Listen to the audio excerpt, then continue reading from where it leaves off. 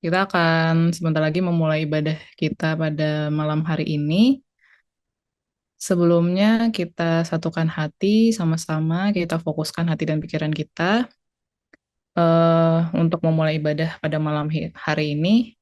Kita akan masuk ke doa pembuka. Aku akan memimpin doanya. Mari teman-teman kita bersatu di dalam doa. Allah Bapa kami yang bertahta dalam kerajaan surga, terima kasih ya Bapa, Engkau masih memberikan kami kesehatan dan kekuatan, dan juga Engkau memberikan kami kesempatan pada malam hari ini untuk dapat berkumpul kembali di ibadah bulanan PMDKJ. Terima kasih ya Tuhan, dalam kesempatan ini secara online kami dapat bertemu untuk sama-sama beribadah dengan tema Love Beyond Limits. Kiranya Tuhan yang memimpin setiap pribadi kami, kiranya Engkau yang memimpin hati dan pikiran kami agar kami dapat mengikuti ibadah dan juga dapat menikmati firman yang akan dibagikan oleh Dr. Venita nanti. Ya Tuhan, kami juga berdoa untuk teman-teman kami yang mungkin masih bekerja atau mungkin sudah selesai bekerja dan masih dalam perjalanan pulang ke tempat mereka masing-masing. Kiranya Engkau yang memberikan mereka kesehatan dan kekuatan, Engkau lindungi mereka dalam perjalanan mereka, dan juga kalau mereka akan menyusul dalam ibadah pada malam hari ini, Engkau berikan mereka damai sejahtera dan juga ketenangan untuk dapat bersama-sama menikmati firman-Mu pada malam hari ini. Ya Tuhan, kami juga memohon ampun atas setiap dosa dan kesalahan kami yang kami perbuat. Kiranya Engkau yang terus melayakan kami, Tuhan, untuk dapat melayani Engkau seumur hidup kami. Hanya di dalam nama Tuhan Yesus Kristus kami sudah berdoa dan mengucap syukur. Amin. Oke, sekali lagi aku sapa teman-teman Shalom, selamat malam. Halo, Eh Rati. ya, terima kasih sudah disambut. Oke, Shalom. ya, eh Shalom, Pak. Oke, kita akan memulai ibadah kita pada malam hari ini. Bersyukur kita masih diberikan kesempatan ya teman-teman untuk berkumpul walaupun secara online. Bersyukur juga kita masih diberikan wadah lewat PMDKJ ini untuk sama-sama bersatu hati dan juga bersekutu di tengah padatnya jadwal kita masing-masing ya teman-teman. Kiranya ibadah kita di PMDKJ ini bisa menjadi pengingat bahwa persekutuan kita di dalam Tuhan itu dapat menguatkan kita untuk saling menopang dalam berbagai aspek kehidupan kita, terutama kita sebagai tenaga medis nih. Nah, sesuai dengan tema malam hari ini yang ada nih di background Love Beyond Limits ya. Semoga ibadah ini bisa menjadi pengingat juga untuk kita tentang kasih Tuhan yang senantiasa menyertai kita sampai pada hari ini. Mungkin di tengah kelelahan kita dalam bekerja secara fisik, secara mental, secara pikiran, tapi kita tetap dapat mengandalkan Tuhan untuk bisa mengasihi orang-orang sekitar kita, untuk mengasihi seluruh ciptaan yang Tuhan ciptakan, yang ada di sekitar kita, dan terlebih lagi untuk orang-orang yang kita layani dalam pekerjaan kita di bidang medis.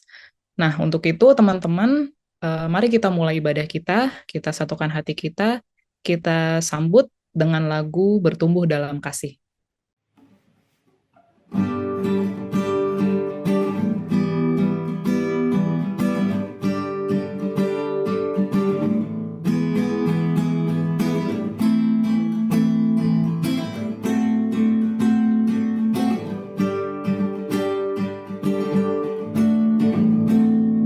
Sebagai saudara seiman di dalam tubuh Kristus,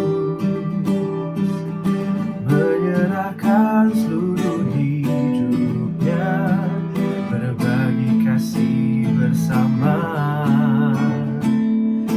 Kadang tawa, terkadang nangis, suka duka bersama. Kuat menanggung yang lemah, dalam anugerahnya kita bertumbuh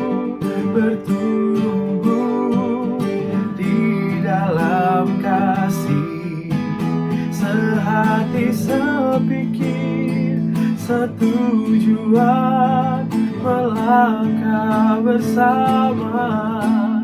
Tuaian besar telah menanti di hadapan kita. Siapkanlah dirimu, songsong hari esok, dan Tuhan dimuliakan melalui gerejanya.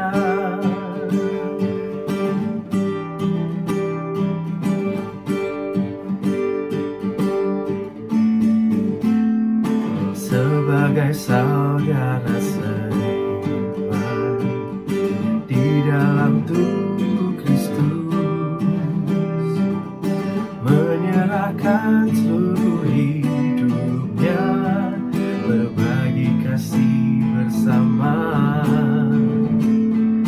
Kadang tawa, terkadang nangis, suka duka bersama. Yang kuat menanggung yang lemah, dalam anugerahnya kita bertumbuh di dalam kasih. Sehati sepikir, setujuan melangkah bersama. Tuaian besar telah menanti di hadapan kita. Siapkanlah dirimu, songsong hari esok, dan Tuhan dimuliakan melalui gerejanya.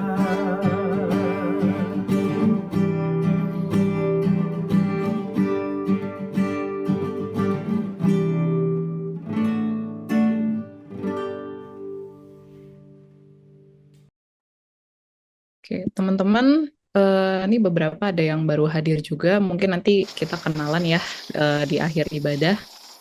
Kita akan melanjutkan ibadah kita.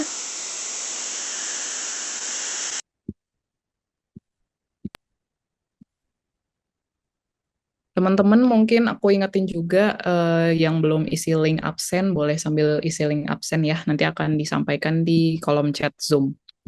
Oke. Teman-teman, sebelum kita memasuki firman Tuhan, mungkin aku sharing sedikit tentang tema ibadah pada malam hari ini ya. Judulnya Love Beyond Limits.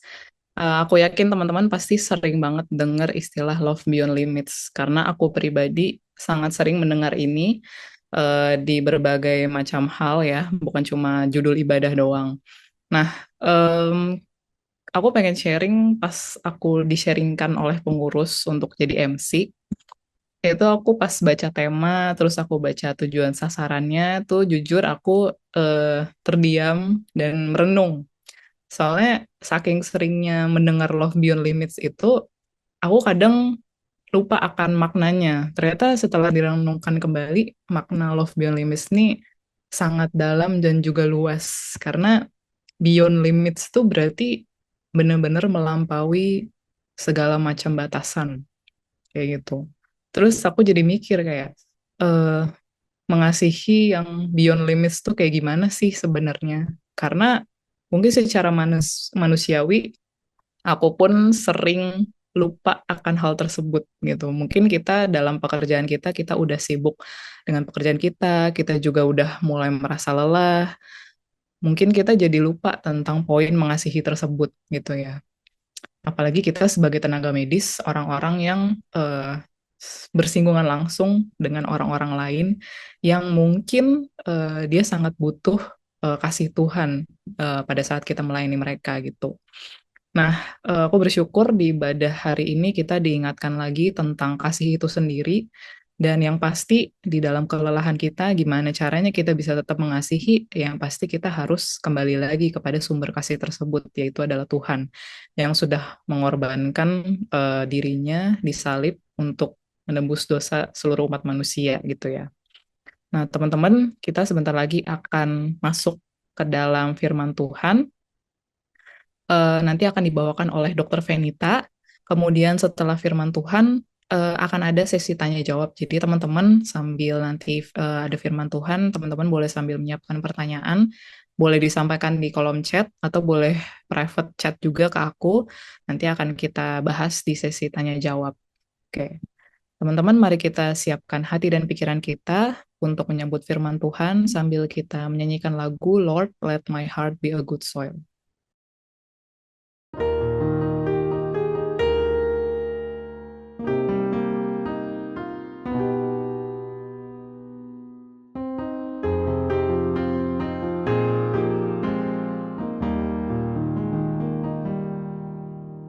Lord, let my heart be good soil, open to the seed of your word.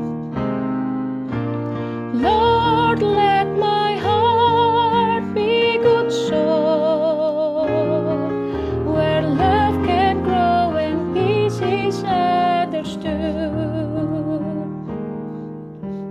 When my heart is hard, break the stone away. When my heart is cold, warm it with the day. When my heart is lost, lead me on your way.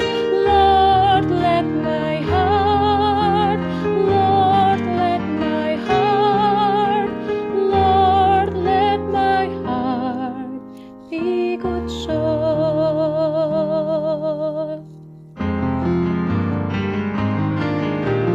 Lord, let my heart be good soil,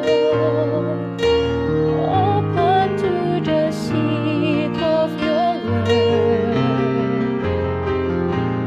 Lord, let my heart be good soil, where love can grow and peace is understood. When my heart is hard, break the stone away. When my heart is cold, warm it with the day. When my heart is lost, lead me on your way. Lord, let my heart, Lord, let my heart, Lord, let my heart be good soil.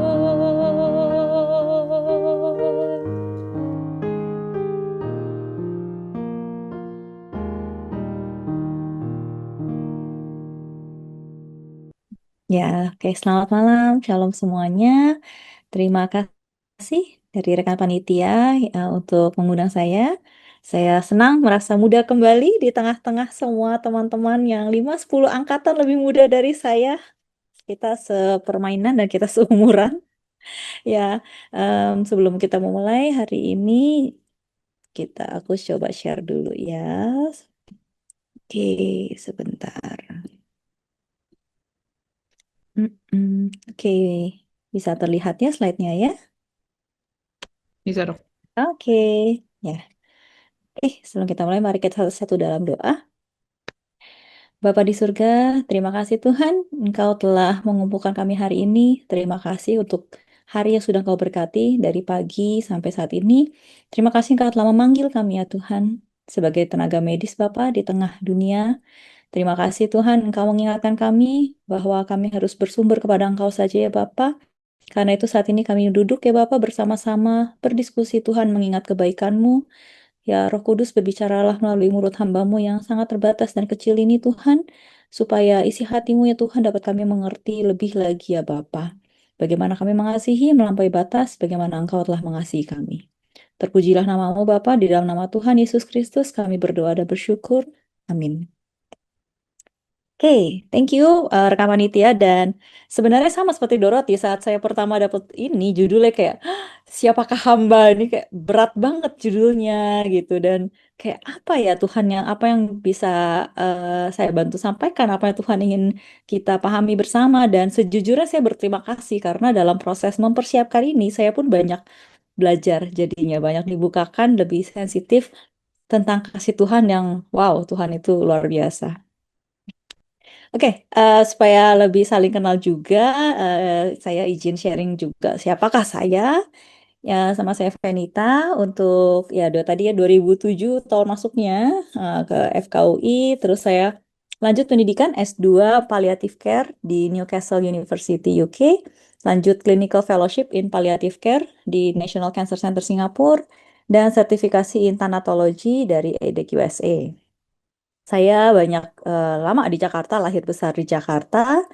Sebelumnya saya di Siloam, cukup lama, sekitar 6-7 tahun di Siloam, kemudian 10 tahun di Yayasan Kanker Indonesia, Jakarta, dan sekarang pindah ke Bali. Sekarang saya aktif sebagai dokter paliatif di Icon Cancer Center di Bali International Hospital. Masih mengajar juga sebagai mentor pelatihan paliatif kanker di Kementerian Kesehatan. Jadi sedikit juga pengenalan mungkin bagi yang belum pernah tahu tentang perawatan paliatif. Itu perawatan paliatif adalah sebuah perawatan yang bertujuan meningkatkan kualitas hidup bagi pasien yang menderita penyakit yang berat dan mengancam nyawa. Atau seringkali aplikasinya adalah penyakit-penyakit terminal yang secara medis belum dapat disembuhkan atau tidak dapat disembuhkan. Seperti kanker stadium akhir, kemudian gagal ginjal stadium akhir, gagal jantung stadium akhir. Jadi fokus pelayanannya adalah sekalipun kita tidak dapat menyembuhkan secara medis, kita merawat pasien supaya jangan sampai dia menderita segala kesakitan, baik secara fisik, psikologi, sosial, spiritual, dan tetap hidup dengan kualitas yang baik sampai pada akhir hayatnya. Nah, semoga di sini udah pada pernah dengar ya tentang perawatan paliatif ya. Kalau ada yang belum, nggak apa-apa, nanti kita bikin seri lagi khusus buat perawatan paliatif. Oke, saat saya berpikir soal love beyond limit gitu, pikir hal yang saya jadi berefleksi adalah apa ya limitnya ya? Situasi yang rasanya kita tuh dalam sehari-hari saat kita kuliah, saat kita bekerja, apa situasi yang rasanya tuh paling sulit dalam mengasihi. Ini saya pengen tahu input dari semuanya, jadi silakan mau di-unmute boleh, mau ketik di chat boleh. Apa sih rasanya situasi itu yang bikin paling sulit dalam mengasihi? Kalau saya sih jujur lapar, nggak tidur, habis jaga malam itu kayaknya kadar tangki kasihnya itu tipis sekali gitu. Apalagi kalau dikombinasikan lapar, haus, capek, habis dimarahin. Saya pengen tahu sih, mungkin boleh diketik di kolom chat atau ada yang mulai dianut kayak kalian tuh dalam kuliah, kerja, dan sehari-hari tuh kondisi apa sih yang paling rasa tuh paling sulit dalam mengasihi? Atau mungkin belum tentu kitanya, bisa aja situasinya kalau orangnya nyebelin, kalau orangnya bau ketek, atau apa misalnya. Pengen tahu. Atau satu kata aja, sedang era ujian dan huru-hara kepanitiaan. Sulit rasanya untuk mengasihi. Lu jangan macam-macam ya. Yalah, kebiasa ya kepanitiaan ya. Udah keluar waktu, keluar tenaga, nggak dibayar. Luar biasa, kasih itu harus mengalir. Pasiennya bebal, bener, yang diomongnya susah banget, muter-muter lagi. Kasus pasiennya sulit, harus ekstra edukasi, panjang dan lebar, diceritain, ntar nggak nangkep, ceritanya beda lagi. Ngejar deadline, bener ya, terburu-buru. Fokus ambisi pribadi, kayaknya semua minggir semuanya. Kerjaan belum selesai tapi dikasih kerjaan lagi. I feel you ya kak. Biarkan saya bernafas dulu. Thank you semuanya. Ya jujur aku pun merasakan seperti ini gitu. Yang kayak kalau orang-orang bilang, "Aduh dokter kok ini ya sabar ya dok ke pasien." Oh Anda belum lihat. Kalau saya senang tidak sabar. Ya jadi ini manusiawi sekali ya. Kita merasakan tuh ada banyak limit dalam kita itu mengasihi. Ya, thank you sharingnya. Eh, Nah, saat aku berefleksi tentang ini juga ya, tentang limit dalam mengasihi, ini menariknya di dalam beberapa minggu mempersiapkan firman ini, Tuhan pun mengenalkan kasih ke aku gitu, mengajarkan aku soal kasih. Semua pengalaman ini membuat aku teringat betapa God is love. bahwa Tuhan tidak punya batas dalam mencintai. God has no limit to love because He is love. He is love. He has no limit in loving. Ya, mungkin kita bisa eh, baca bersama-sama di tempat kita masing-masing. Atau mungkin aku kalau boleh minta bantuan, mungkin boleh Joshua bantu baca untuk ini ayatnya. Baik dok. 1 Yohanes 4 ayat 7 sampai 12. Saudara-saudaraku yang kekasih, marilah kita saling mengasihi, sebab kasih itu berasal dari Allah. Dan setiap orang yang mengasihi lahir dari Allah dan mengenal Allah. Barang siapa tidak mengasihi, ia tidak mengenal Allah, sebab Allah adalah kasih. Dalam hal inilah kasih Allah dinyatakan di tengah-tengah kita, yaitu bahwa Allah telah mengutus anaknya yang tunggal ke dalam dunia supaya kita hidup olehnya. Inilah kasih itu. Bukan kita yang telah mengasihi Allah, tapi Allah yang telah mengasihi kita dan yang telah mengutus anaknya sebagai pendamaian bagi dosa-dosa kita. Saudara-saudaraku yang kekasih, jikalau Allah sedemikian mengasihi kita, maka haruslah kita juga saling mengasihi. Tidak ada seorang pun yang pernah melihat Allah. Jika kita saling mengasihi, Allah tetap di dalam kita, dan kasihnya sempurna di dalam kita. Terima kasih Joshua.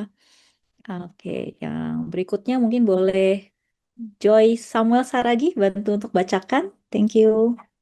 Ya dok, 1 Yohanes 4 ayat 15 sampai 21. Barang siapa mengaku bahwa Yesus adalah anak Allah, Allah tetap berada di dalam dia dan dia dalam Allah. Kita telah mengenal dan telah percaya akan kasih Allah kepada kita.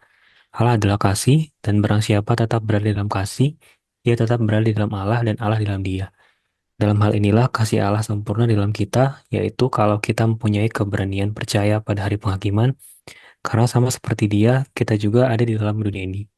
Di dalam kasih tidak ada ketakutan, kasih yang sempurna melenyapkan ketakutan, sebab ketakutan mengandung hukuman, dan barang siapa takut, ia tidak sempurna di dalam kasih. Kita mengasihi karena Allah lebih dahulu mengasihi kita. Jikalau seorang berkata, aku mengasihi Allah, dan ia membenci saudaranya, maka ia adalah pendusta. Karena barang siapa tidak mengasihi saudaranya yang dilihatnya, tidak mungkin mengasihi Allah yang tidak dilihatnya. Dan perintah ini kita terima dari dia. Barang siapa mengasihi Allah, ia juga harus mengasihi saudaranya. Terima kasih. Ya, dari firman ini kita diingatkan ya bahwa kita tuh tidak akan bisa mengalirkan dari wadah yang kosong.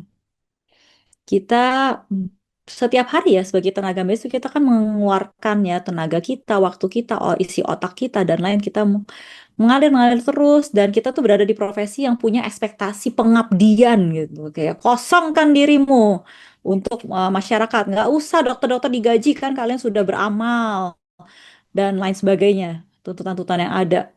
Dokter nggak pantas minta gaji, dokter nggak pantas minta ini dan lain sebagainya. Sehingga kadang-kadang kita merasa kering. Kayak capek banget, gini banget ya Tuhan jadi dokter. Gini banget ya Tuhan jadi dokter gigi. Pasti kita capek kalau dengan tenaga manusia, dengan ekspektasi manusia. Dan oleh karena itulah kita mesti terus-menerus diisi dari sumbernya. Mata air yang tidak pernah habis, yang tidak pernah kering, yaitu kasih dari Tuhan sendiri. Bagaimana kita mengisi kasih dengan Tuhan adalah bukan mencari Tuhan. Karena dia selalu ada di sana. Kita yang mungkin kadang bergeser. Kita mungkin kadang menjauh. Tapi Tuhan selalu ada. Yang perlu kita lakukan adalah membuka hati kita, membuka pikiran kita dan diri kita, menyediakan diri kita untuk menampung. Gelas walaupun kecil selama dia terbuka dia bisa diisi. Tapi ember walaupun besar kalau ditutup nggak bisa ada air masuk ke dalam situ. Jadi bukalah untuk terima kasih Tuhan. Dan yuk kita sekarang juga berkegiatan nih, guys. Kita berkegiatan, nggak perlu macam-macam. Kalau ada kertas boleh diambil, kalau ada pulpen boleh diambil, handphone juga nyatet di handphone juga nggak apa-apa. Handphone boleh, kertas boleh, pensil boleh, iPad boleh, silakan. Simpel aja. Tuliskan 3 hal, 3 things lovable about you. 3 hal yang rasanya, oh ini yang mungkin sisi positif, sisi yang lovely lah tentang kita yang membuat kita itu merasa of course I deserve to be loved. Boleh ambil waktu sebentar. Bikin 3 things lovable about me. Ya.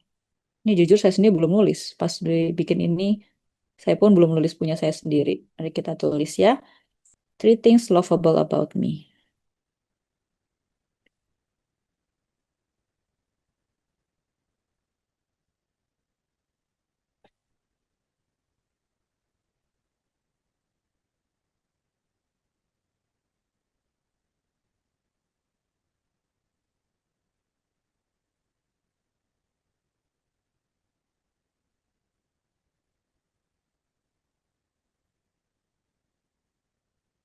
Oke. Sudah ditulis? Sudah dipikir-pikir? Suits ya. Oke. Ada yang mau sharing? Ada yang mau sharing? Boleh di-unmute? Boleh diketikin? Biar kita saling tahu juga nih.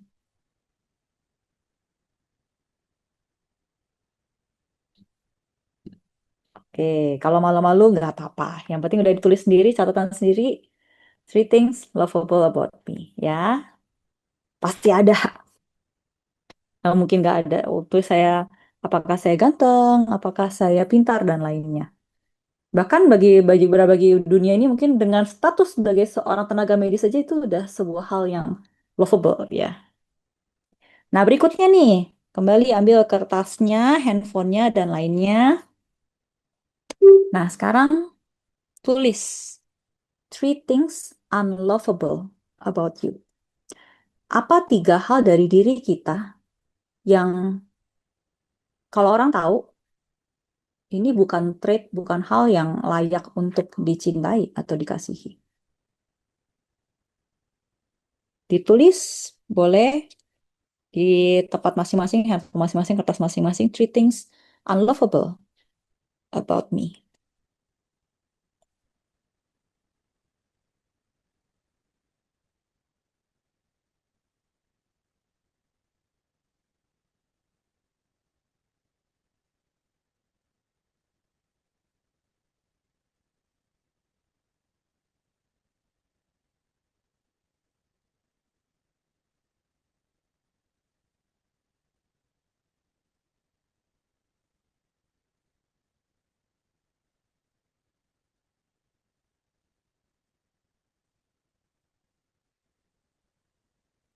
Oke, sudah ya.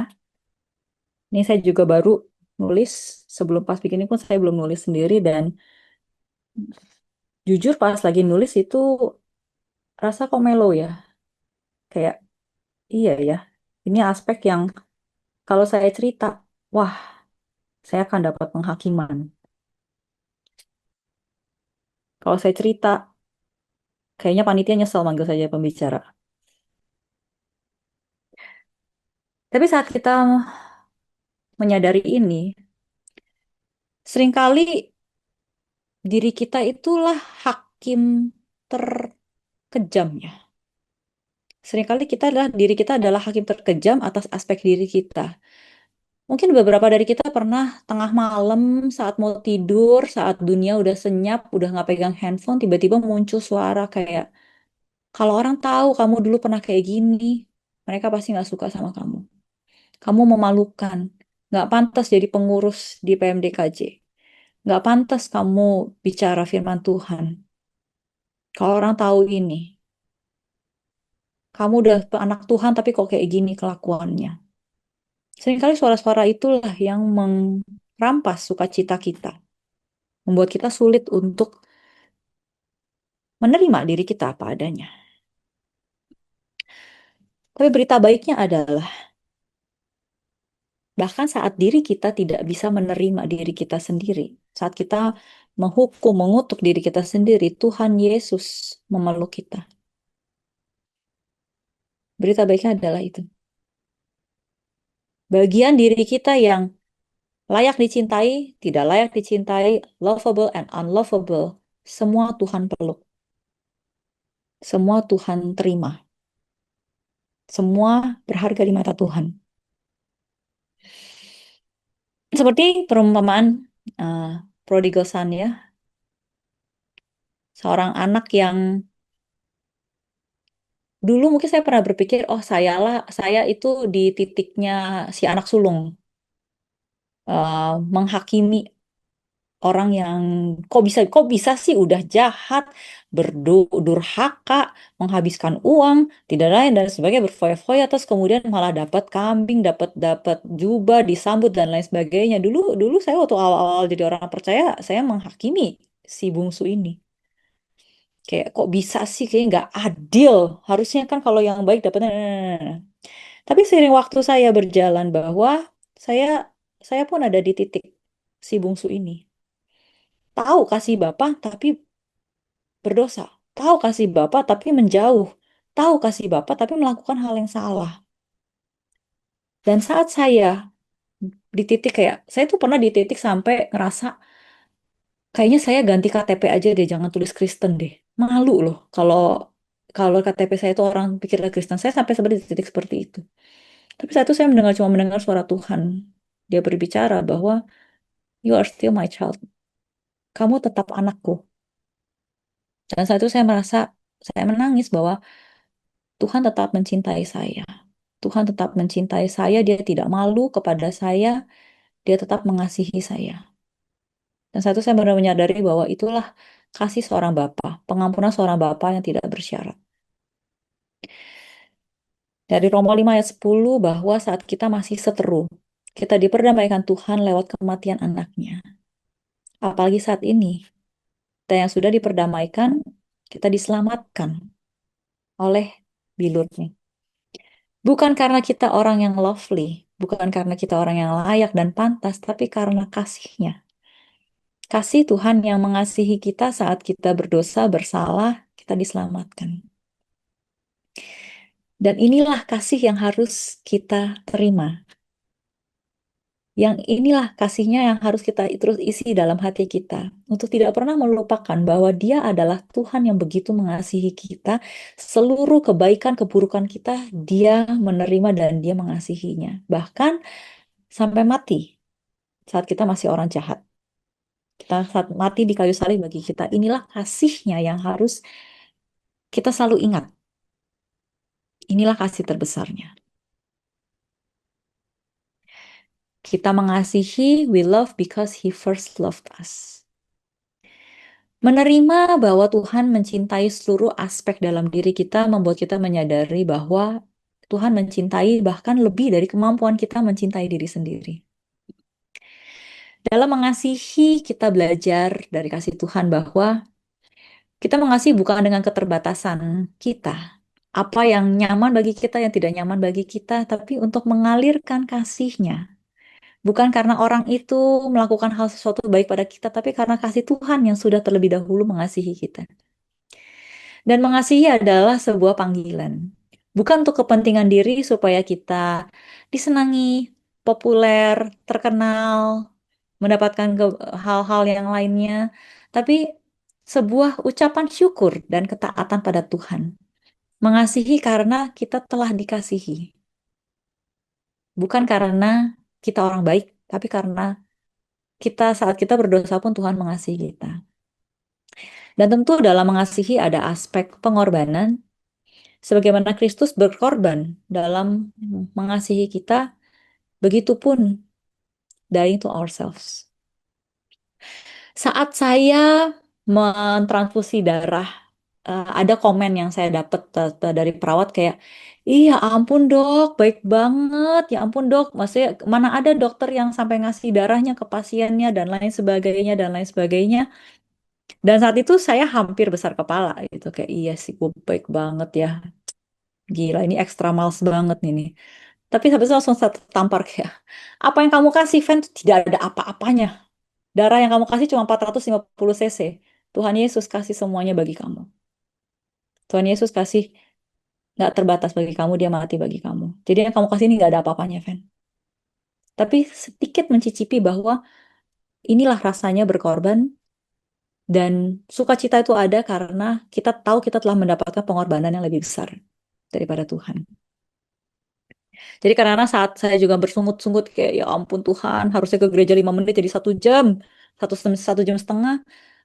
There's no limit to traveling when God loves. Seperti bagaimana Tuhan mencari saya, dia berkelana sekian ratus kilometer untuk mencari saya. begitulah saya akan mencari mereka yang Tuhan ingin temukan. Dan mungkin pernah dengar juga ya, we may give without loving, but we cannot love without giving. Bisa kita kasih tanpa perasaan, bisa kita kasih tanpa ketulusan, tapi kalau kita mengasihi, nggak bisa kita nggak memberi. Apakah itu memberi waktu, tenaga, pikiran, uang, dan lainnya. Jadi saat kita mengasihi, we give. Dan satu hal yang saya rasa praktikal ya, ini mungkin ini generasi saya, tapi saya penasaran nih generasi kan tuh masih tahu nggak sih ini? Yang tahu angkat tangan dikit deh biar kelihatan. Yang tahu deh, tahu nggak ini apaan? Oh masih tahu, walaupun justru angkatan 2023. Bagus. Saya tidak terlalu tua. Ini sampai kemarin itu sampai adik-adik KTB sampai saya beliin kayak kalian tuh pada nggak tahu ya WWJD ini apaan itu.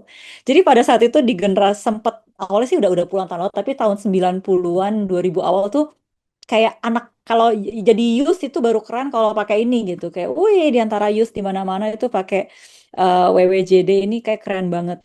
Tapi ini menurut saya ini jadi pengingat yang baik. Sampai saya akhirnya saya beli lagi, kayak saya mau pakai lagi karena ya bener sih. What would Jesus do? Ini kita bayangin aja sih. Kayak what would Jesus do saat ngadepin orang yang nggak tahu terima kasih.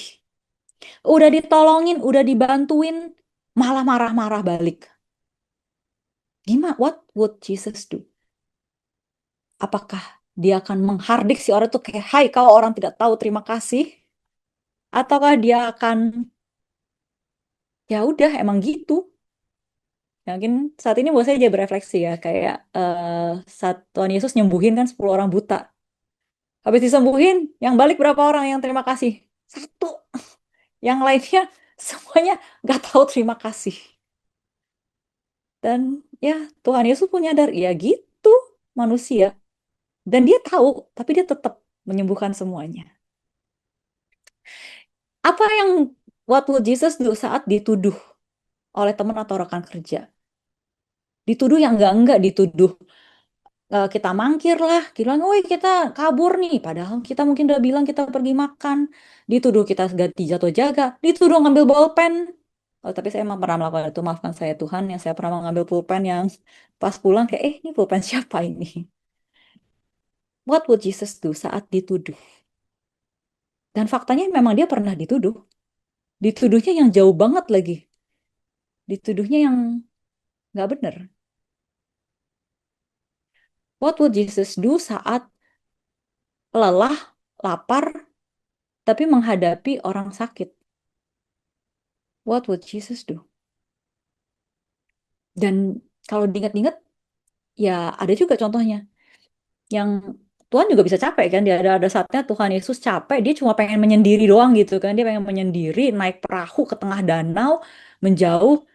Tetap aja disamperin orang-orang. Disamperinnya bukan cuma buat apa, minta-minta. Minta disembuhin, minta ini, minta itu. Yang kayak kebayang gak sih Pak Tuhan Yesus mau tenang bentar itu kayak mau napas bentar, disamperin juga. Sampai mungkin kadang-kadang saya mikir waktu saya berefleksi, ini karena Tuhan kan bilang ya, habis disembuhin jangan kasih tahu siapa-siapa gitu. Ini jangan Tuhan capek aja gitu, yang kayak udah diam dulu, diam, jangan kasih tahu siapa-siapa gitu. What would Jesus do? Dan menghadapi ketidakadilan. Kita belajar, tapi ada orang lain yang nyontek, nilainya lebih tinggi. Kita kerja ekstra, kita belajar, kita bener-bener ujian PPDS, kita bener-bener belajar dan lainnya. Tapi yang anaknya seseorang yang diterima. Emang gak adil.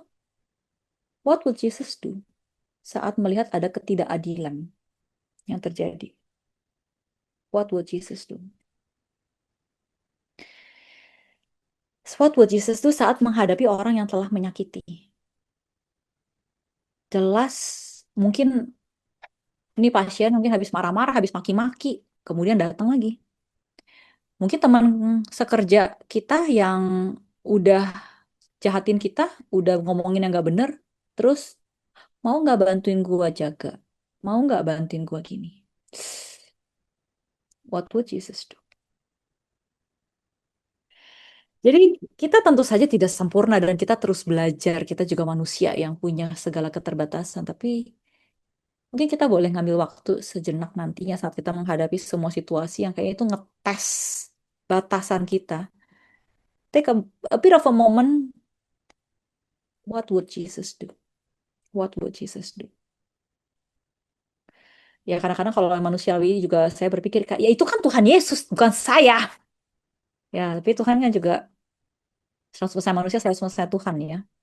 Kalau kita mau menjadi sepertinya, karena kita sebagai ucapan syukur kita atas kasihnya, mari kita ambil sedikit waktu. What would Jesus do? Dan ini juga satu pengingat bahwa saya menyadari bahwa seringkali menjadi halangan atau limit dalam mengasihi adalah rasa takut dan rasa marah. Seringkali rasa takut dan rasa marah menjadi batasan kita dalam mengasihi. Takut kehilangan, takut kekurangan uang, takut kecapean, takut orang lain, takut konsulen, dan berbagai takut lainnya. Tapi kasih menghilangkan ketakutan. Kasih menghilangkan ketakutan, dan jujur saya banyak melakukan hal nekat bagi pasien selama ini. Saya kirim morfin keluar kota, ya harusnya nggak boleh. Saya pernah ngasih opioid di rumah yang mungkin harusnya nggak boleh. Tapi saat orang itu menjadi kesakitan dan Tuhan mengarahkan untuk mengasihi, saya nggak pernah kena masalah sih sejauh ini ya, puji Tuhan ya.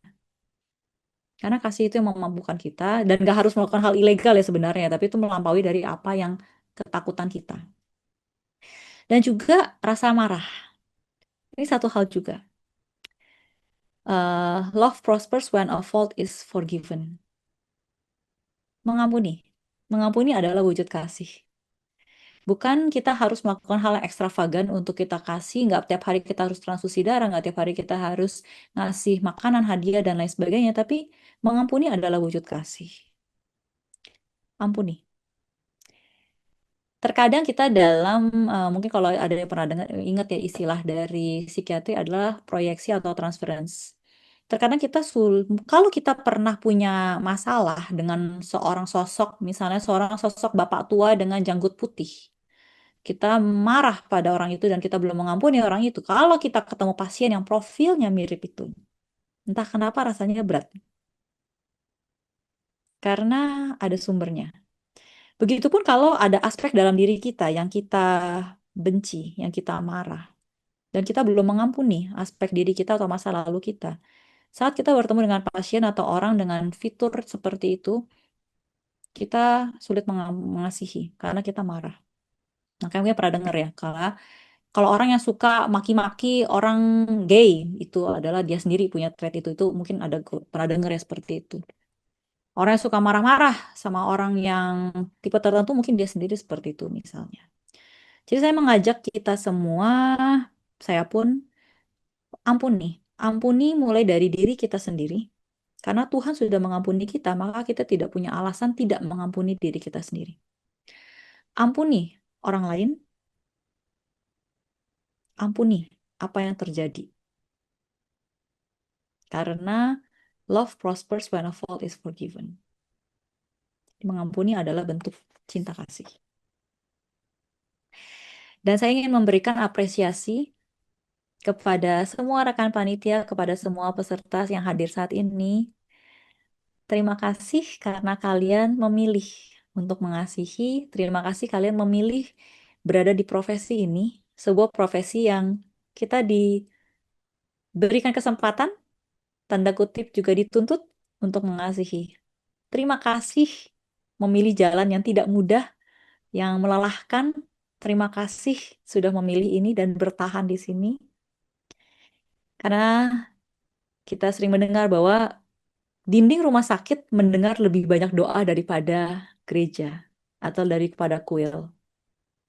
Dinding rumah sakit itu lebih banyak mendengar doa-doa yang tulus. Dan saya berdoa bahwa mungkin kita menyadari kitalah mukjizat yang mereka doakan. Kitalah jawaban dari doa mereka. Saat mereka berdoa, ada orang yang memperhatikan mereka di tengah kesakitan mereka. mungkin kitalah jawabannya. Be the miracle. Saat mereka berdoa, ada yang bisa menemukan diagnosis dari penyakit yang mereka alami. Mungkin kitalah jawaban doa itu. Saat mereka berharap ada dokter atau dokter yang bisa mengobati, yang bisa mengoperasi mereka, kitalah jawaban doa itu. Kita ada di sini, profesi ini, di rumah sakit di mana kita bekerja atau di klinik kita bekerja, saya percaya bukan karena cita-cita semata, bukan karena disuruh orang tua, karena kemauan dan lain-lainnya, tapi mungkin bertahun-tahun yang lalu ada orang-orang yang berdoa supaya Tuhan mengirimkan dokter-dokter, dokter gigi yang punya hati yang tulus, yang punya takut akan Tuhan. Saat mereka berdoa itu, Tuhan mempersiapkan kita, dan mungkin kitalah jawaban dari doa itu. Tuhan memakai kita menjadi jawaban orang-orang yang berdoa supaya makin banyak anak Tuhan yang berada di rumah sakit, klinik, yang bisa mengobati. Kitalah jawaban doa itu. Dan ini saya ingin sharing juga uh, sebuah doa yang saya doakan setiap pagi sejak sekitar 6 tahun yang lalu. Saya doakan setiap pagi sebelum saya mulai bekerja.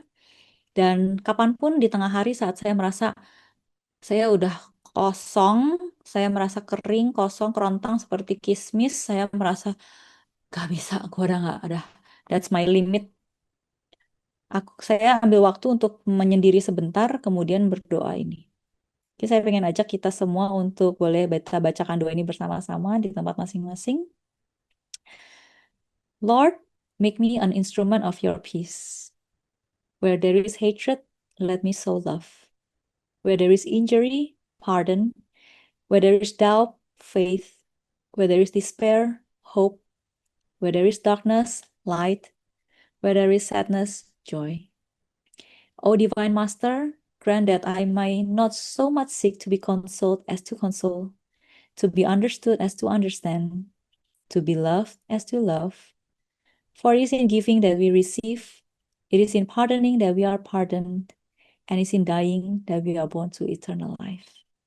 Amen. Semoga ini menjadi kekuatan yang bisa mengisi hati dan hari-hari kita sebelum kita melayani, saat kita melayani.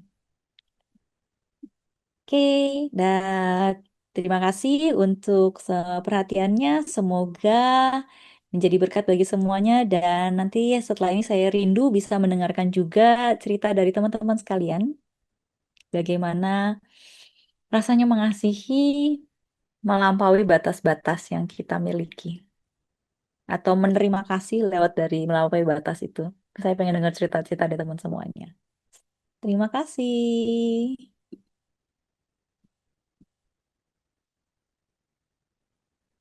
Oke, ya. Terima kasih Dokter Venita untuk sharing firman Tuhan pada malam hari ini. Berharap juga teman-teman eh, ada yang mungkin udah menyiapkan pertanyaan, boleh langsung disampaikan. Em, Sebenarnya udah ada satu pertanyaan sini dari private ke aku ya. Hmm, tapi mungkin aku nanya pertanyaan aku dulu sendiri ya. Boleh, boleh, boleh. Aku mau nanya, mungkin ini lebih praktikal ya. Kalau mungkin di sini teman-teman ada yang masih kuliah atau mungkin lagi koas, jadi belum semuanya kerja gitu ya. Mungkin kalau aku dulu pribadi, dulu pas preklin atau koas tuh, preklin lah ya, belum kebayang sih sebenarnya kalau kerja jadi tenaga medis, especially jadi dokter-dokter gigi gitu ya. Itu ngomongin masalah kasih itu emang bakal sejauh apa sih gitu. Nah, cuman lebih praktikal yang aku maksud adalah pada saat kita misalnya praktek gitu, ketemu pasien, terus kita memang ya itu tadi hal-hal yang bikin kita itu sulit untuk mengasihi kan pasti banyak banget. Kalau aku pribadi sih hal yang paling mengganggu sih secara fisik memang kalau misalnya udah lapar, udah haus, itu kayak semua buyar gitu kan. Jadi maunya cuma kerjaan gue selesai aja deh gitu. Kayak udah gak mikirin nih pasiennya butuh apa gitu, enggak udah gitu. Nah, practical exercise mungkin ya. Kayak itu kan sebenarnya hal-hal kecil yang kadang kalau kita udah lelah, kita tuh cenderung untuk melewatkan itu gitu. kira-kira apa ya hal yang bisa kita latih untuk kita tuh bisa berdiam sejenak. Mungkin hanya beberapa detik gitu ya. Cuma kita sadar bahwa, oh kita nih lagi mengerjakan pekerjaan yang bisa menyalurkan kasih Tuhan gitu. Praktikalnya apa gitu kira-kira. Dengan kehektikan kita, pekerjaan kita gitu sih. Karena ini mungkin banyak kan masih kerja di rumah sakit, jaga IGD, jaga ruangan kan tuh hektik gitu ya dengan semua job desk-nya. Nah, itu tuh praktikalnya seperti apa sih dok gitu? Oke, thank you. Ya, nomor satu, aku percaya tadi kalau emang kita udah lagi lelah, lapar, lemas dan lain sebagainya, ya makan dulu gitu. Jadi kita juga harus untuk mengasihi diri kita ya. Jadi practically adalah mungkin pernah dengar ya, kalau Maslow hierarchy of needs nomor satu apa ya udah belum makan makan dulu gitu kan. Eh, Kayak ada satu kenapa itu mempengaruhi kita. Kayak kisahnya Elia ya. Dia marah habis dia melihat mujizat Tuhan, kemudian dia lagi capek, dia lapar, dia marah-marah yang kayak Tuhan mau mati aja nih rasanya gitu kan, cabut aja nih nyawa, mati aja. Hal Hmm. pertama yang Tuhan lakukan bukan marahin dia, bukan ngasih ayat, bukan apa, tapi tidur dulu gitu terus makan. Sesimpel itu kan. Kalau udah gitu, ya memang. Kalau memang kita belum makan, ya kita makan. Kalau kita bisa tidur, tidur. Gimana dong kalau nggak sempet makan, nggak sempet tidur? Ya pertama sempetin. Kedua, kalau nggak sempet, eh, ya duit. Tapi kemudian keep in mind bahwa kamu juga perlu untuk dipenuhi kebutuhannya gitu. Jadi saya pun tidak pro ya kalau, oh iya skip waktu makan demi ini. Ya kalau bisa makan dulu, kenapa enggak gitu. Tapi practically adalah saat kita udah berusaha memenuhi, kemudian still masih rasanya berat banget, eh, ambil waktu sejenak adalah ini anchor yang menurut saya perlu dibiasakan. Jadi tubuh kita kan, pikiran kita tuh bisa dikondisikan ya, bisa dikondisikan. Ada orang yang kayak kalau misalnya kayak saya tadi, anchor saya adalah diam bentar, doain tadi piece of peace prayer itu membantu saya mengalihkan fokus bukan ke diri saya tapi ke orang lain. Tapi ada orang yang ngambil waktu diam aja denger satu lagu pujian 3 menit, itu bagi dia itu anchornya, ada lagu tertentu yang mengingatkan dia. eh ada juga yang nulis, ada juga yang baca. Jadi temukan. Jadi saat-saat teduh kita sehari-hari, saat kita pasti ada dong titiknya kita lagi berasa berapi-api banget demi Tuhan, akulah Laskar Kristus gitu. Aku akan membaktikan hidupku gitu. Di saat seperti itu, temukan anchornya, apa yang bisa kita pakai untuk kembali lagi di momen ke momen itu. Apakah doa, apakah pujian, apakah foto, gambar, apapun. Tapi ada anchor yang buat kita kembali di titik itu. Karena manusia mudah lupa. Tapi temukan itu masing-masing dan pakailah itu sehari-hari yang jadi patokan kita. Ya, jadi mungkin praktiknya aku berharap itu nomor satu, kalian juga harus merawat diri sendiri. Tapi juga ingat saat kita dipanggil untuk mengasihi, kita lakukan. Dan saat terasa berat, kita pakai anchor itu. Sampai batas mana sih? Kalau saya adalah kita belajar juga untuk mendengarkan Tuhan ya, dengar-dengar dengan Tuhan artinya gini. Emang ada hal yang menjadi bagian kita, ada yang bukan bagian kita. Kalau kita ada Roh Kudus mengingatkan bahwa lakukan, kasihi, berikan, ya berikan. Walaupun kita mungkin kadang ngerti, kadang nggak ngerti. Kalau kita mengcounter dengan pikiran kita, tapi capek banget, tapi udah jam segini, tapi ya itu pilihan kita. Rencana Tuhan nggak akan gagal kok sih. Kalau kita males, rencana Tuhan tidak akan gagal.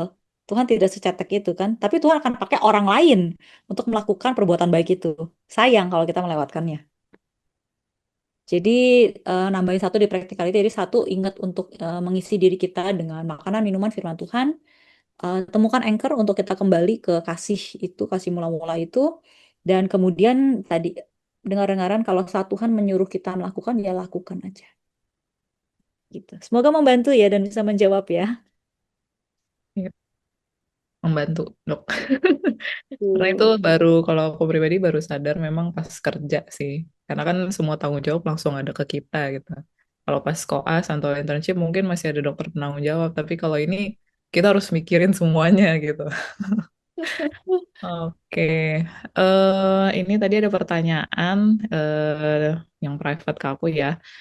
Ini kurang lebih gini. Jadi pada saat mungkin dalam pergaulan gitu ya, atau ya pokoknya dalam pergaulan kita, mungkin dalam pekerjaan atau misalnya dalam kuliah, mungkin kita dalam hal mengampuni, kita udah mengampuni misalnya teman kita berbuat sesuatu hal, kemudian pertanyaannya gini, kalau misalnya kita sudah mengampuni gitu, apakah kita wajib, tanda kutip, kita wajib untuk kembali bersama-sama dengan dia, atau mungkin kita perlu untuk memberikan batasan? Karena mungkin aku nangkapnya mungkin di dunia pekerjaan kali ya, misalkan kita kerja, mungkin kita berkorban untuk teman kita yang memang butuh, misalnya tuker jaga lah, jam jaga gitu ya. Tapi ternyata pas kita minta tolong sama dia nggak mau. Jadi kita merasa kayak, "Aduh, gue udah berkorban nih sama buat ini orang, tapi pas gue minta tolong dan gue butuh, beneran butuh, dia nggak mau gitu." Nah, perlu nggak sih kita, mungkin kita mengampuni, tapi perlu nggak kita untuk terus berinteraksi dengan dia, atau misalnya tetap membantu dia, terus padahal sebenarnya dalam pikiran kita tuh, kita keinget terus kayak, ini kalau misalnya deket sama dia lagi mungkin dalam tanda kutip dimanfaatin lagi gitu. Kurang lebih gitu, Dok. Gimana, Dok? Oke, thank you untuk sharing yang jujurnya. Kalau saran dari aku ya, satu, orang baik tidak sama dengan, tidak berarti kita harus bodoh. Artinya, kamu harus baik ke dirimu sendiri juga. Kalau kamu membiarkan dirimu disakiti terus-menerus, dirugikan terus-menerus, artinya kan kamu nggak sayang dirimu sendiri. Kamu harus sayang baik sama dirimu sendiri. Jangan cuma baik sama orang, baik sama dirimu sendiri. Jadi aku juga sempat sih punya dilema hal yang seperti itu ya. Maunya tuh temenan sama semua orang, damai sama semua orang dan lainnya. Tapi percayalah bahwa siapa yang kita izinkan dekat dalam hidup kita itu akan mempengaruhi kita. Kita punya tanggung jawab sebagai anak Tuhan untuk menjadi serupa Kristus. Kalau kita berkumpul dengan 4 orang yang suka tipu, tukang tipu, kita akan menjadi tukang tipu nomor 5. Kita bergaul dengan 4 orang yang tidak, yang suka, yang kikir, kita akan jadi orang kikir yang kelima. Balik ke tadi, kita kalau orang yang kita maunya dibantuin tapi tidak mau dibantu, tidak mau membantu, orang yang egois, kita kumpul dengan 4 orang egois, kita akan jadi orang egois yang kelima. Dan bukan itu yang Tuhan mau. Jadi berbuat baik sama orang saat kita bisa, saat kita merasa terpanggil, tapi tidak perlu menjadi teman dekat. Tidak perlu menjadi teman dekat yang mempengaruhi hidup kita sehari-hari. Tuhan Yesus sendiri yang ngikutin, yang mau deket, yang mencari Tuhan Yesus tuh ada ribuan orang. Tapi teman dekatnya ya 12 itu aja kan, istilahnya lah. Tuhan Yesus juga milih-milih gitu, 12 nggak semuanya itu diajak bareng gitu misalnya kan. Jadi pilihlah orang-orang yang dekat dengan kita. Jadi interaksi ya profesional aja. Kalau memang pas lagi bisa untuk bantuin dia ganti jaga dan tanpa mengharapkan dia untuk ganti jaga di masa depan, silakan lakukan. Tapi kalau merasa kayaknya gue udah capek hati deh sama dia mulu seperti itu, ya bisa jadi buat dealnya. Oke, gue gantiin, tapi nanti berikutnya tanggal segini lu gantiin ya, gitu. Itu adalah bentuk kita mengasihi diri kita sendiri juga. Ya, jadi praktikal adalah satu, uh, sebelum kamu mengasihi orang lain, kamu juga harus ingat mengasihi dirimu sendiri dulu. Jadi jangan terus-terusan dalam kondisi kamu dirugikan. Dan kedua, tidak perlu kamu terus menjaga kedekatan dengan orang yang memang karakternya nggak baik. Karena itu akan mempengaruhi kamu. Kalau kamu menjadi serupa Kristus, bergaullah dengan orang-orang yang ingin menjadi serupa Kristus. Gitu. Jadi mungkin itu saran praktisnya bagi aku untuk teman yang menjawab. Terima kasih untuk sharing. Tapi aku berharap kamu akan dijauhkan dari, ya, doa Bapa kami, ya jauhkanlah kami dari yang jahat gitu. Dan didekatkan dengan orang yang baik ya. Gitu. Dan tidak selamanya kalau kamu bersama dia, kalau kamu satu stase kebetulan ya udah, ntar juga ganti stase nggak ketemu lagi kok. Ya. Tidak selamanya kamu bersama dia, kecuali kamu memutuskan kamu bersama dia. Benar. Betul, betul. Oke, thank you, Dok. Thank you. Berarti itu sebenarnya aplikatif juga untuk teman-teman yang mungkin lagi preklin, bentar lagi koas. Aku nggak tahu sih pengalaman masing-masing orang, cuman aku pribadi pun belajar itu semua juga dari koas sih sebenarnya. Kayak pasti akan ada orang-orang yang, ya mungkin tadi sesuai cerita kayak tadi, jatuhnya kayak memanfaatkan kita. Cuman memang kadang kalau misalnya kelompok koas kan nggak bisa ini ya, nggak bisa milih ya. Kalau kayak aku di UKI 2 tahun aku akan sama-sama orang itu terus gitu. Jadi mau nggak mau akan selalu bersama Dia. Ya udah, jadi kita yang memilih kita mau bertindak seperti apa gitu ya. Dan pasti dijagain Tuhan itu sih. Janganlah kami dari yang jahat. Iya benar. Minta hikmat dia bagaimana Hmm, mengurus orang seperti itu ya. Tapi saranku tadi lah, kita bergaul sama semua orang, tapi tidak harus dekat dengan semua orang gitu. betul, betul. Setuju, setuju. Setuju Semangat banget. teman-teman Mas Koas. Oke. Ada lagi kah teman-teman yang mau nanya? Atau mungkin mau nanya langsung juga boleh. Raise hand boleh. Atau mau cerita, sharing juga boleh. Oh iya boleh. Kalau ada yang mau sharing boleh banget. Karena pasti banyak sih momen-momen seperti ini. Adakah teman-teman?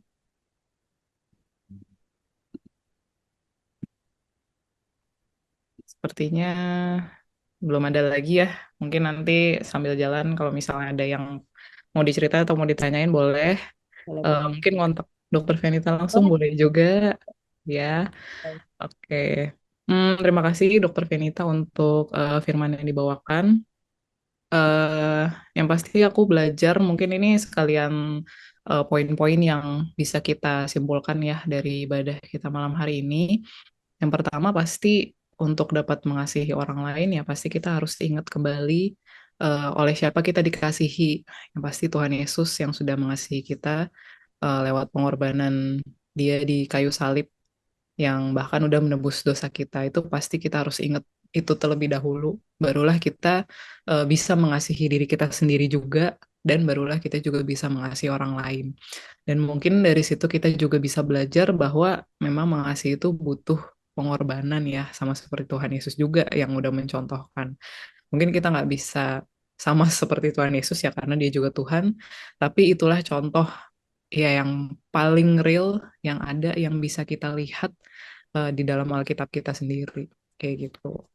Kurang lebih seperti itu. eh eh, Poin-poin yang mungkin kita bisa renungkan juga setelah ibadah ini. Sebelum itu kita mau menutup firman Tuhan, oleh Dokter Venita boleh tutup untuk Oke. firman Tuhan. Thank you semuanya. Mohon maaf kalau ada kekurangan. Semoga jadi berkat. Mari kita satu dalam doa. Bapa di surga, terima kasih Tuhan. Engkau kembali mengingatkan kami akan kasih-Mu yang luar biasa. Engkau mencintai kami dengan segala kekurangan kami. Dan kasih-Mu yang memberikan kami kekuatan, keberanian untuk mengasihi. Walaupun kondisi tidak mudah. Karena kami mau merasakan kasih itu mengalir lewat kami, merasakan kasih-Mu nyata dan belajar menjadi seperti-Mu Tuhan. Ajar kami untuk mengasihi diri kami sebagaimana Engkau mengasihi kami, mengampuni sebagaimana Engkau mengampuni kami, sehingga kami dapat mengalirkan Tuhan berkat-berkat dan kasih kepada orang sekitar kami. Jauhkan kami Tuhan dari orang-orang yang berniat jahat kepada kami. Biarlah kasih kami tidak disalahgunakan maupun diremehkan ya Bapa. Tapi biarlah Tuhan kami tahu Engkau yang menilai, Engkau yang menjaga dan melindungi kami ya Bapa dalam setiap langkah kami. Dekatkan kami dengan orang-orang yang baik untuk kami bisa belajar mengasihi dengan baik. Dan Tuhan saat hal terasa berat, kami mohon Tuhan damai sejahtera-Mu saja yang melampaui segala akal yang menetapkan setiap langkah kami. Berjalanlah di depan kami ya Bapa, bersama kami, menjagai kami selalu. Kami berserah Tuhan, dan kami bersyukur lagi akan kasih-Mu yang begitu besar. Kau telah mati bagi kami. Terima kasih Tuhan, dalam nama Tuhan Yesus Kristus kami berdoa dan bersyukur. Haleluya. Amin. Oke, ya teman-teman kita akan lanjut ibadah kita pada malam hari ini. Kita akan melanjutkan ke doa syafaat yang akan dipimpin oleh Kak Ina. Pada Kak Ina, dipersilahkan.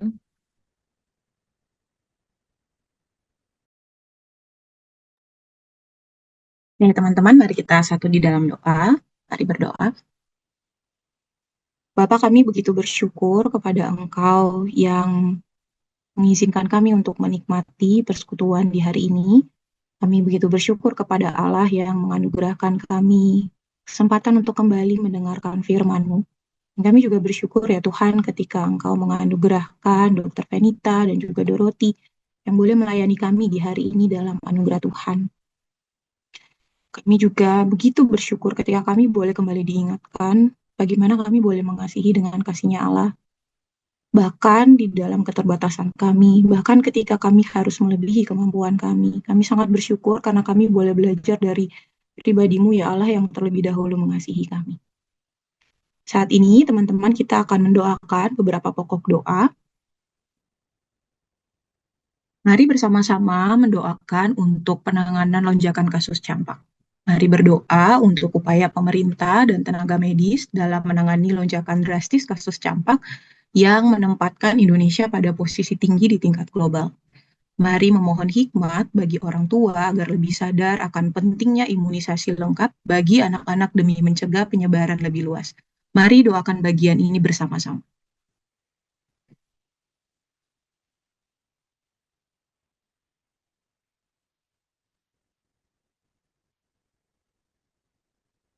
Saat ini, mari kita doakan untuk keamanan pangan dan nutrisi nasional.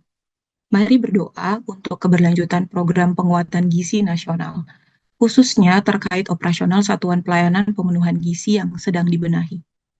Mari memohon perlindungan bagi anak-anak sekolah dan masyarakat penerima manfaat agar terhindar dari gangguan kesehatan akibat kontaminasi pangan. Mari bersama-sama doakan bagian ini.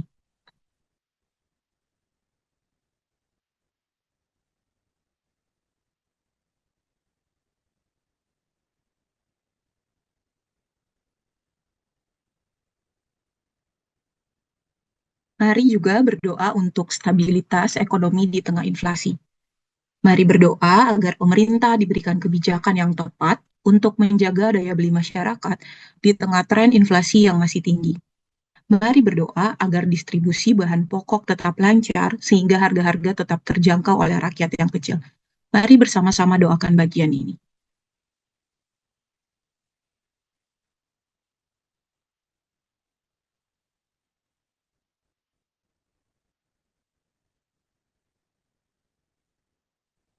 Kita juga akan berdoa bagi keamanan dan kelancaran arus mudik 2026.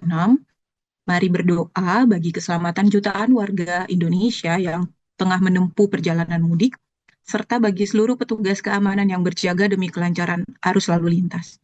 Kiranya Tuhan memberikan perlindungan dari bahaya kecelakaan dan cuaca yang ekstrim, serta memberikan kekuatan bagi para petugas di lapangan agar tradisi pulang kampung ini berjalan dengan penuh sukacita dan kedamaian.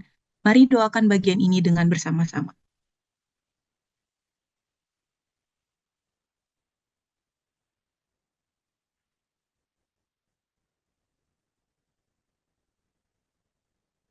Mari berdoa bagi perdamaian global dan ketahanan energi, berdoa bagi situasi geopolitik dunia yang sedang memanas, terutama konflik di Timur Tengah yang berdampak bagi ketidakpastian harga energi global.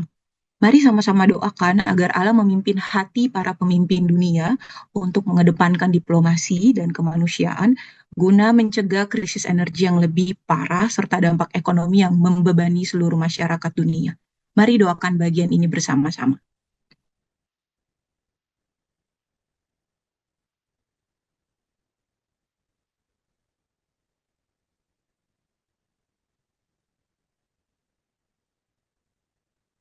Mari bersama-sama kita juga doakan bagi seluruh jemaat medis, berdoa agar seluruh tenaga medis senantiasa menjaga kesetiaan dalam relasi pribadi dengan Tuhan Yesus. Kiranya melalui setiap pelayanan dan pekerjaan medis yang dilakukan, kehadiran Kristus terpancar nyata bagi setiap pasien dan sesama. Mari bersama-sama doakan bagian ini.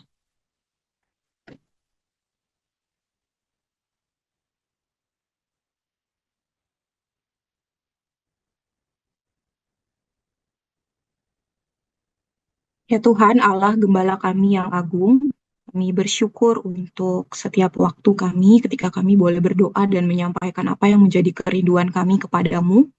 Kami membawa setiap doa ini ke dalam tangan-Mu yang penuh kuasa, kiranya terjadi sesuai dengan kehendak Tuhan dan waktu Tuhan serta cara Tuhan yang ajaib. Di dalam nama Tuhan Yesus Kristus kami membawa doa ini. Amin. Ya, teman-teman, sebentar kita akan mengumpulkan persembahan. Boleh sambil disiapkan HP masing-masing untuk nanti kita akan ditampilkan nomor atau nomor rekening untuk kita bisa transfer untuk persembahan. Dan sambil mengumpulkan persembahan, kita akan menyanyikan satu lagu. Kiranya lagu ini bisa menjadi pengingat dan penopang juga bagi kita sebagai tenaga medis terutama untuk kita tetap mengandalkan Tuhan sebagai sumber dari kasih yang abadi, sehingga kita pun bisa terus belajar dan terus-menerus belajar untuk mengasihi diri kita sendiri maupun sesama kita, dan terlebih lagi orang-orang yang kita layani dalam pekerjaan kita. Mari kita mengumpulkan persembahan sambil menyanyikan lagu Filled Us with Compassion.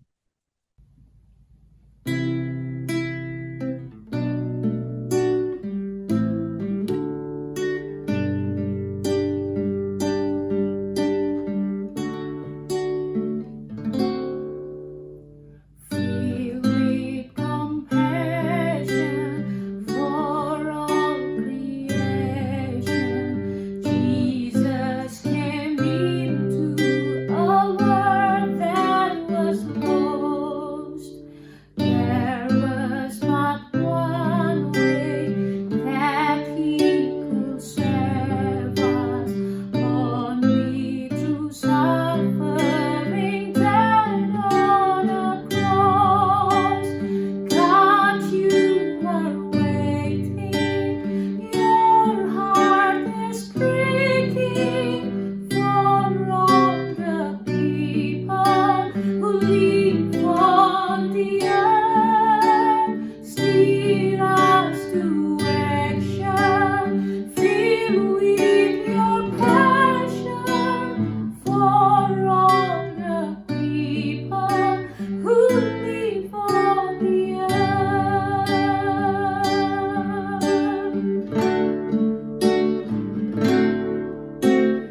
Great is your passion for all the people living and dying without knowing you. Having no Savior that lasts forever. If we don't speak out and lead them to you, God, you are waiting, your heart is breaking for all the people who live on the earth. Steer us to action, fill with your passion for all the people who live on the